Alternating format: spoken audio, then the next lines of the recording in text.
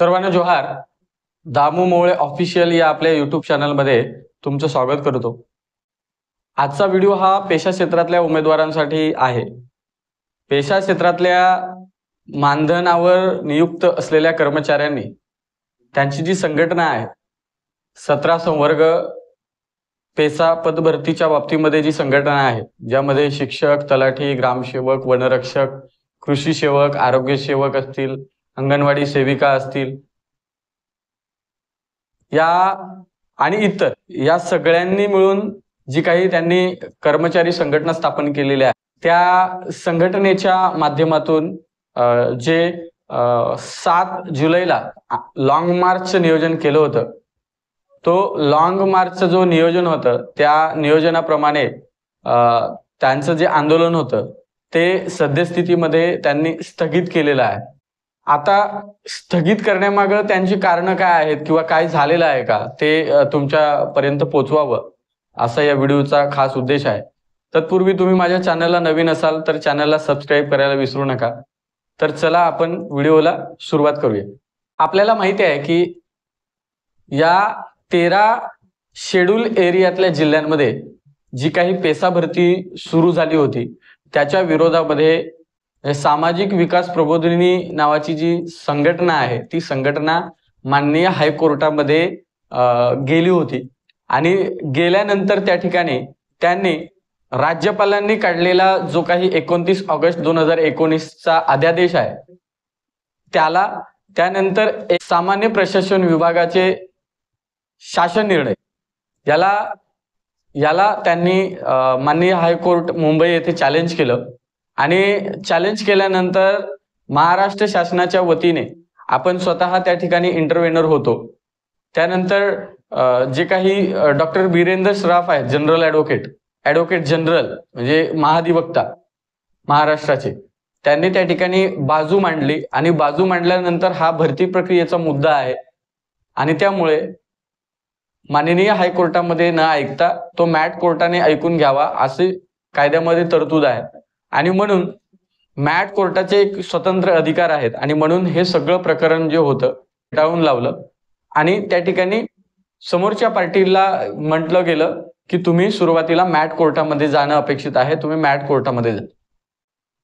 आपल्याला असं वाटलं की जी काही सामाजिक विकास प्रबोधिनी असेल ते लोक मॅट कोर्टामध्ये जातील, पण त्यांनी तसं न करता या मधल्या कालावधीमध्ये जी काही भरती प्रक्रिया पेशा क्षेत्रामध्ये सुरू होती, नियुक्त्या बाकी होत्या, नियुक्त्या तयार झाल्या होत्या, फक्त देणं बाकी होतं. अशा परिस्थितीमध्ये संबंधित संघटना ही मॅट कोर्टामध्ये न जाता माननीय हायकोर्टाने दिलेला जो निर्णय आहे की तुम्ही मॅट कोर्टामध्ये सुरुवातीला जायला हवं किंवा तुम्ही तिथे जा आणि ज्या याचिका फेटाळून लावल्या होत्या त्या निर्णयालाच त्यांनी चॅलेंज केलं आणि ते माननीय सुप्रीम कोर्टामध्ये गेले. सुप्रीम कोर्टामध्ये गेल्यानंतर त्या ठिकाणी 30 तारखेला त्यांनी याचिका दाखल केली आणि 30 तारखेनंतर जे काही ऑक्टोबरमध्ये 30 तारखेनंतर त्या ठिकाणी 6, 9 आणि 13 तारखेला ज्या हेअरिंग झाल्या त्या हेअरिंगमध्ये महाराष्ट्र शासनाच्या महाधिवक्त्यांनी म्हणजे डॉक्टर वीरेंद्र सराफ जे ॲडव्होकेट जनरल आहेत त्यांनी सुप्रीम कोर्टामध्ये स्टेटमेंट केलं की आमची भरती प्रक्रिया सुरू आहे, आम्ही पूर्ण करणार नाही आहोत, म्हणजे पुढची हेअरिंग पर्यंत ती पूर्ण करणार नाही आहोत असं स्टेटमेंट केलं आणि ते स्टेटमेंट ते कंटिन्यू पुढे वाढत गेलं आणि आता 28 जुलैला जी हेअरिंग आहे त्या हेअरिंग पर्यंत ते स्टेटमेंट जिवंत आहे. आता या सगळ्या प्रकरणामध्ये या पेशा क्षेत्रात निवड झालेल्या जे कर्मचारी आहेत, आता सध्या जे जॉईन झालेले मानधनावर कर्मचारी आहेत, त्या कर्मचाऱ्यांची भावना अशी आहे की माननीय सुप्रीम कोर्टामध्ये हेअरिंग होत नाहीये. महाराष्ट्र शासनाने मागच्या आंदोलनामध्ये एक ॲफिडेव्हिट सादर केलं, ते ॲफिडेव्हिट सादर करून अजूनही त्याच्यावरती हेअरिंग न झाल्यामुळे त्या ॲफिडेव्हिटचं काय झालं माहिती नाहीये, कारण सुप्रीम कोर्टामध्ये हेअरिंगच झाली नाही. 28 जुलै 2025ला आता माननीय सुप्रीम कोर्टामध्ये हेअरिंग आहे, ती होईल की नाही, कारण आपल्याला माहिती आहे की बऱ्याचशा हेअरिंग ह्या पोस्टपोन्ड होत आहेत. जर लिस्टेड मध्ये केस आली, ती जर जास्त नंबरला असेल तर त्या दिवशी हेअरिंग होत नाही आणि पुन्हा एकदा पुढच्या महिन्याची किंवा काही महिन्यांची तारीख पडते. आणि मग अशा परिस्थितीमध्ये सुप्रीम कोर्टावरती अवलंबून राहायचं तर किती दिवस राहायचं, हा एक प्रश्न त्यांच्या मनामध्ये भेडसावत आहे. दुसरी गोष्ट की माननीय सुप्रीम कोर्टामध्ये स्टे नाहीये असं त्यांचं म्हणणं आहे, की स्टे नाहीये आणि त्यामुळे आम्हाला मानधनावर नियुक्ती न देता परमनंट नियुक्ती देणं अपेक्षित आहे.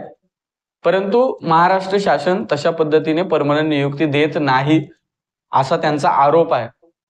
दुसरा आरोप आहे की महाराष्ट्र शासनाने ऍडव्होकेट जनरल जे महाधिवक्ता आहेत डॉक्टर बीरेंद्र सराफ, त्यांनी जे शासनाच्या वतीने स्टेटमेंट केलं की आमची भरती प्रक्रिया सुरू आहे, ते त्यांनी करायला नको हवं होतं.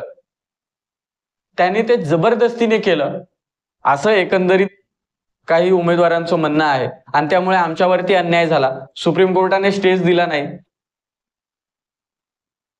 ऍडव्होकेट जनरलांनी स्वतःहून जाऊन स्टेटमेंट केलं, म्हणजे शासनाने स्वतःहून जाऊन तिथे स्टेटमेंट केलंय आणि आमचं नुकसान केलंय.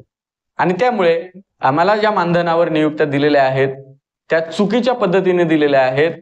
सामान्य प्रशासन विभागाने जे काढलेलं 5 ऑक्टोबरचं जो शासन निर्णय असेल किंवा त्याच्या अगोदरचं जे काही पत्र आहे ते चुकीच्या पद्धतीने काढलेलं आहे. आमच्यावर अन्यायकारक ते पत्र आहे असं त्यांचं म्हणणं आहे. दुसरी गोष्ट त्यांचं म्हणणं आहे की आम्हाला मानधन तत्वावर नियुक्त्या दिलेल्या आहेत, वेळेत पगार होत नाहीयेत. ऑक्टोबर पासून आम्ही जॉईन झालो होतो. फेब्रुवारी 2025ला आम्हाला मानधन दिलं गेलं. आता फेब्रुवारी पासून आता जुलै सुरू झाला, अजूनही मधल्या फेब्रुवारी पासून मानधन मिळालेलं नाहीये. म्हणजे मार्च, एप्रिल, मे आणि जून 4 महिन्याचं मानधन मिळालेलं नाहीये आणि त्यामुळे वेळेत मानधनं आमची होत नाहीयेत. त्यानंतर जे शिक्षक मानधनावर लागलेले आहेत त्यांना व्यवस्थित वागणूक मिळत नाहीत असं त्यांचं म्हणणं आहे. आम्हाला वेगळ्या पद्धतीने त्या ठिकाणी प्रशासनाकडून बघलं जातं आणि त्यामुळे आमचे शालार्थ आयडी बनत नाहीयेत, आमची सेवा पुस्तकं भरली नाहीयेत. काही 17 संवर्गांमधल्या काही पदांची त्या ठिकाणी भरलेली आहेत पण आमची भरलेली नाहीयेत काही जणांची. आणि त्यामुळे आमचे जर वेळेत पगार व्हायचे असतील, जर आपण शिक्षकांचं जर आपण बघितलं, जर वेळेत पगार घ्यायचे असतील तर आमचं शालार्थ आयडी बनले पाहिजे, बाकीच्यांचे सेवार्थ आयडी बनले पाहिजेत, सेवा पुस्तकं भरली पाहिजेत. आणि याला एकच मागणी न्याय देऊ शकते की आम्हाला परमनंट कायम स्वरूपी त्या ठिकाणी नियुक्ती द्या. ही पेशा क्षेत्रातल्या त्या मानधन कर्मचाऱ्यांची ही या आंदोलनातली मूळ मागणी होती. आणि या मागणीला धरून 7 जुलै 2025ला म्हणजे उद्या त्यांचं एक लॉंग मार्चचं नियोजन होतं, बिराड लॉंग मार्च, आणि तो त्यांनी स्थगित केल्याची बातमी आताच त्या ठिकाणी आपल्याला कळली. आपण मागच्या व्हिडिओमध्ये आवाहन केलं होतं की 7 जुलैच्या आंदोलनामध्ये सगळ्यांनी मोठ्या संख्येने सामील व्हा, कारण शासनाला जर कळलं की या ठिकाणी हे आंदोलन कमकुवत झालेलं आहे तर उद्या जाऊन आपल्याला त्याचा त्रास होऊ शकतो. आणि म्हणून मी त्या ठिकाणी आवाहन केलं होतं की त्या ठिकाणी जावं. राहिला विषय काय की हे आंदोलन आता स्थगित का केलंय, कुणामुळे केलंय, काय विषय आहे तो आपण समजून घेऊया. आता मंत्री जे आहेत, आदिवासी विकास विभागाचे जे मंत्री आहेत, त्यांनी या अधिवेशन काळामध्ये 4 जुलै 2025ला एक पत्र काढलं आणि त्या पत्रामध्ये विषय दिलाय की पेशा क्षेत्रातल्या 13 जिल्ह्यातील 17 संवर्गातील जे मानधन तत्वावरती जे कर्मचारी आहेत त्यांना नियमित सेवेत सामावून घेण्याबाबत एक मीटिंग लावली. आणि त्या मीटिंग लावल्यानंतर त्या असं म्हणतायत की 2 जुलै 2025 रोजी एक आम्हाला निवेदन प्राप्त झालं आणि सदर निवेदनामध्ये पेशा क्षेत्रातल्या जे 13 जिल्हे आहेत त्या 17 संवर्गातील मानधन कर्मचाऱ्यांना नियमित सेवेत सामावून घेण्यासंदर्भात चारोटी नाका, म्हणजे पालघर जिल्ह्यामध्ये जो चारोटी नाका आहे तिथून तर मुंबई मंत्रालय येथे पायी बिराड मोर्चा 7 जुलै 2025 रोजी काढण्याचं निवेदन आम्हाला प्राप्त झालेलं आहे. आणि त्यामुळे सदर प्रश्न जो आहे, म्हणजे तुम्हाला जे काही कर्मचारी जे मानधनावर घेतलेले आहेत त्यांना नियमित सेवेत सामावून घेण्यासाठी जो काही तुमचा प्रश्न आहे त्याच्यावरती तोडगा म्हणून माननीय मंत्री यांनी 4 जुलै 2025ला मंत्रालयीन दालन क्रमांक 502 मुख्य जे आहे त्या ठिकाणी या संघटनेचे जे पदाधिकारी आहेत, प्रतिनिधी आहेत, त्यांना भेटीकरिता वेळ दिला होता आणि या भेटीनंतर त्याची जी मीटिंग आहे त्या मीटिंगला या संघटनेचे जे कर्मचारी आहेत, मानधन तत्वावरती निवडलेले जे कर्मचारी आहेत ते त्या ठिकाणी उपस्थित होते आणि त्यामध्ये नेमकं काय झालंय, प्राध्यापक डॉक्टर अशोक उईके यांनी काय आश्वासन दिलंय ते जे मंत्री आहेत त्यांच्या ट्विटर आणि फेसबुकला त्यांनी टाकलेलं आहे आणि जे काही कर्मचारी संघटनेचे जे काही पदाधिकारी आहेत त्यांनीही त्या ठिकाणी मेसेज दिलेला आहे, त्याच्यातूनही तेच आपल्याला कळतंय. त्यांनी असं म्हटलंय की पेशा क्षेत्रातील मानधन कर्मचाऱ्यांच्या भरती संदर्भात सकारात्मक चर्चा झालेली आहे. म्हणजे जी मीटिंग डॉक्टर उईके साहेबांनी बोलवलेली होती त्या मीटिंगमध्ये पालघर जिल्ह्याचे सन्माननीय आमदार राजेंद्र गावित साहेब त्या ठिकाणी उपस्थित होते आणि या कर्मचारी संघटनेचे जे प्रतिनिधी आहेत ते उपस्थित होते. आता मंत्री महोदय सांगतायत की आमची चर्चा एकदम सकारात्मक झालेली आहे. नेहमीप्रमाणे ते नेहमी तेच बोलतात. शासनाकडून 45 दिवसांमध्ये ठोस प्रयत्न केले जातील आणि तशी त्यांनी ग्वाही दिलेली आहे. म्हणजे हा जो काही निर्णय घेतला गेलेला आहे मानधन तत्वावरती नियुक्ती देण्याचा, तो निर्णय घेतलेला आहे सामान्य प्रशासन विभागाने. आता सामान्य प्रशासन विभागाने जो काही निर्णय घेतला, म्हणजे सामान्य प्रशासन विभाग खरं जर बघितलं तर मुख्यमंत्री देवेंद्र फडणवीस साहेबांच्या अंडरमध्ये येतं, आदिवासी विकास मंत्र्यांच्या अंडरमध्ये येत नाही.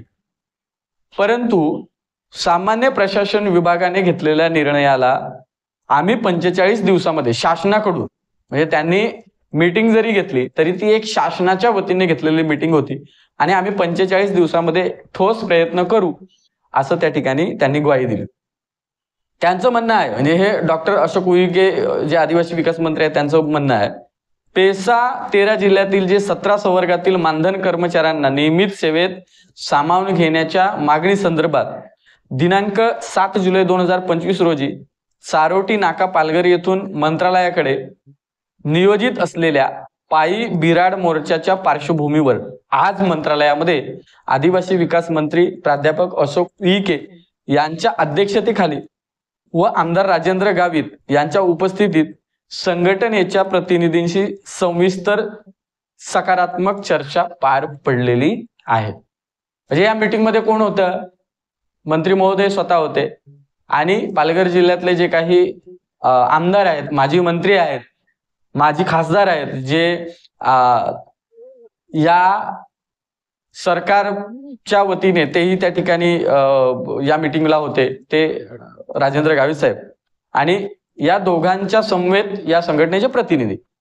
यावेळी मंत्री डॉक्टर अशोक उईके यांनी पेशा क्षेत्रातील मानधन कर्मचाऱ्यांच्या भरती संदर्भात सकारात्मक चर्चा झाली असल्याने सांगून शासनाकडून 45 दिवसात ठोस निर्णय घेण्यासाठी प्रयत्न केले जातील अशी ग्वाही दिली. म्हणजे आश्वासन दिलं गेलंय, ग्वाही म्हणजे आश्वासन दिलं गेलंय की तुम्ही आंदोलन हे 7 जुलैचं आहे ते करू नका, आम्ही 45 दिवसामध्ये प्रयत्न करू की तुम्हाला परमनंट नियुक्त्या कशा मिळतील.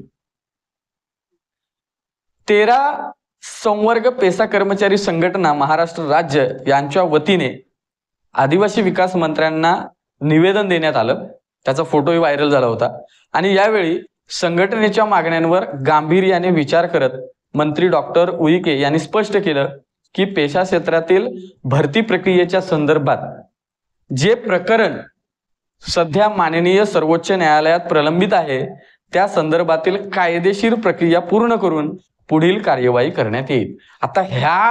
आता मी जो काही पॅरा वाचला ना त्यामध्ये सगळं सार आहे मित्रांनो.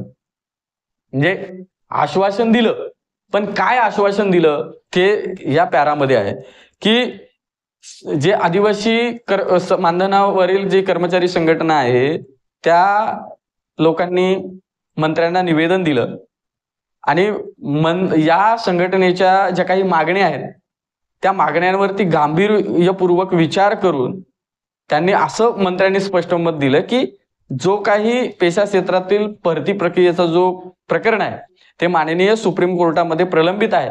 आम्ही काय करू की त्या संदर्भातील जी कायदेशीर प्रक्रिया आहे, म्हणजे काय कायदेशीर प्रक्रिया म्हणजे काय, शासन काय करणार आहे कायदेशीर प्रक्रिया. 28 जुलैला हेरिंग आहे, मग 28 जुलैला हेरिंगची वाट बघणार आहोत. मग 28 जुलैला हेरिंग मध्ये शासनाच्या वतीने ऍफिडेव्हिट सादर करणार आहेत का, तर असं काही त्यांनी ह्या ठिकाणी म्हटलेलं नाहीये.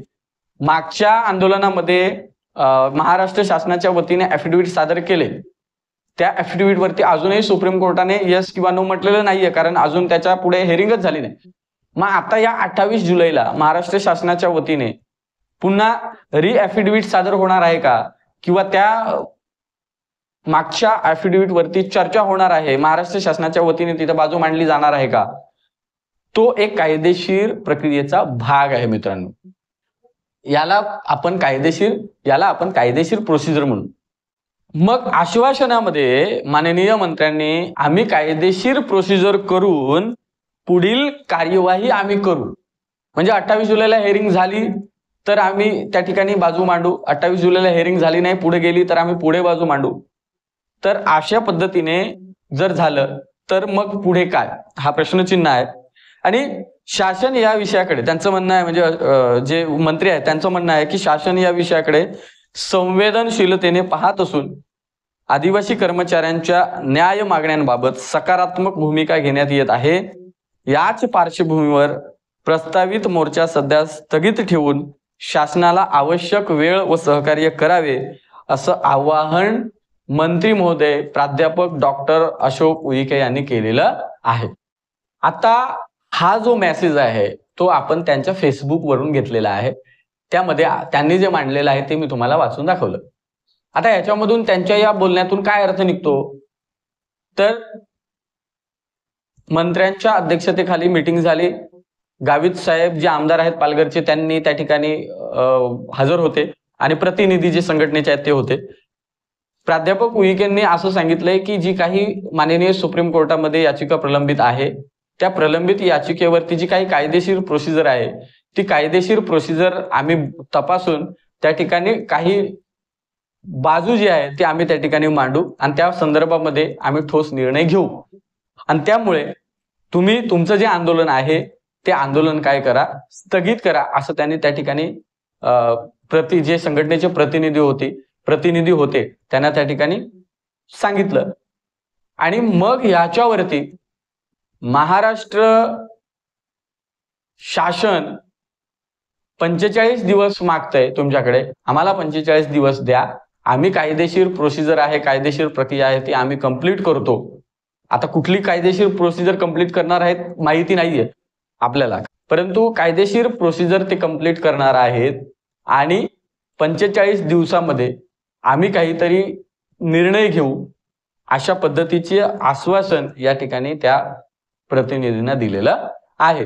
आणि त्या आश्वासनावरती विश्वास ठेवून मानधन कर्मचारी संघटना जी आहे पेशा क्षेत्रातली त्या कर्मचाऱ्यांनी आंदोलन स्थगित केलेलं आहे.